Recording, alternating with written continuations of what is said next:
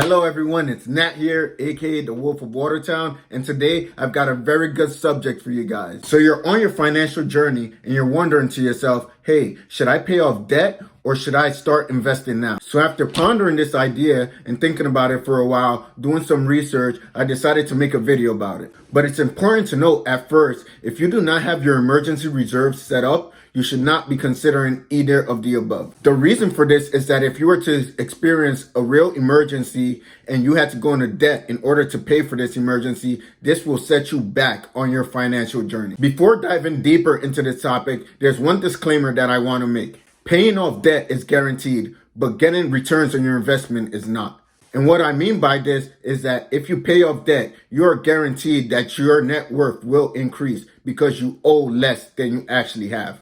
As an investor, you're always assuming risk, meaning that there's no guarantee that you're actually going to make money. However, as a human species, our greatest value and our greatest asset in this world is time. Therefore, the best investors know that they need to maximize their time in the market in order to actually see the greatest returns. So in order to actually break down if it's better to invest or pay off debt, we're going to use this one example. In scenario one, you have someone who takes out a $350,000 loan for a mortgage at a 4% interest rate. This person's monthly payment is going to be $1,671. However, this individual hates the idea of having debt. Therefore, he decides to pay an extra $1,000 each month towards his principal. This will allow the individual to be done with his mortgage payments in only 14 years and 5 months for a term that was initially for 30 years. Now, a typical 30-year mortgage is 360 months. In this scenario, our individual paid off his mortgage in 173 months.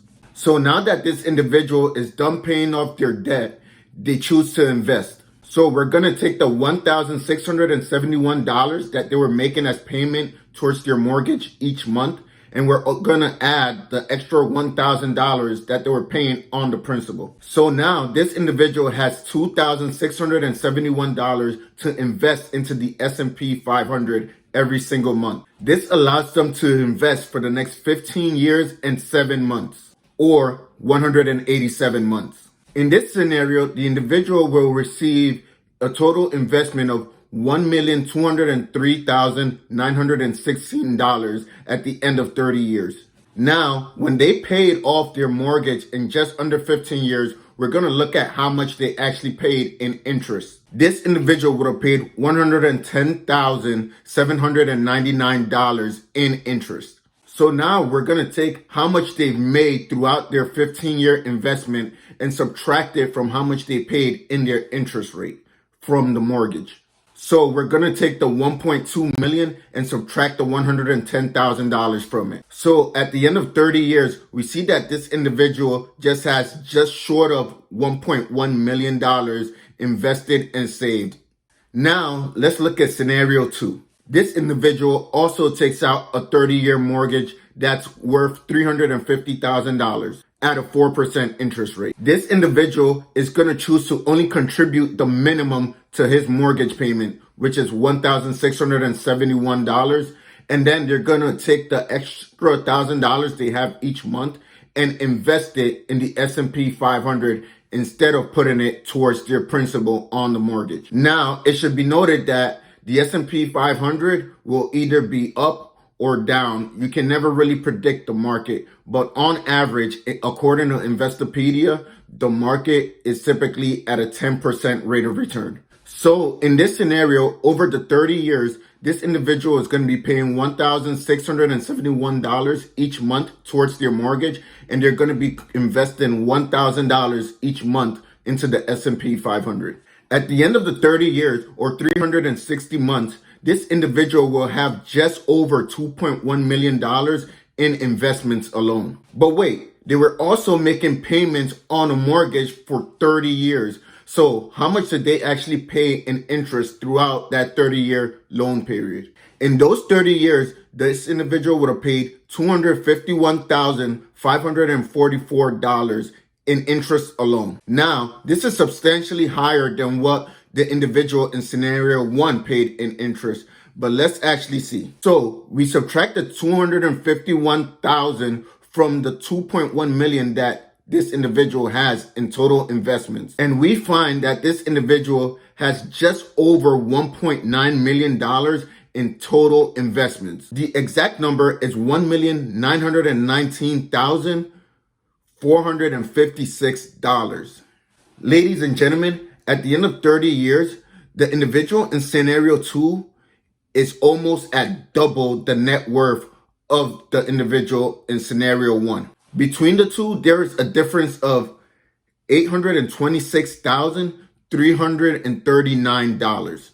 That's almost $1 million difference. What people need to understand is that this could be the difference between retiring early or working for the rest of your life. But let's also remember, as I said earlier, that with the stock market, you're always assuming risk. But when you pay off debt, you're actually not assuming any risk at all because you're guaranteed that return from paying down debt. However, in this situation, since the money has stayed in the S&P 500 for a long term, we can assume that it's going to meet what the average returns on the S&P 500 is, which is why we went with the 10% return, which is very, very reasonable in a long-term situation. It's important that you understand that money now is better than money later. As I like to put it, cash is trash.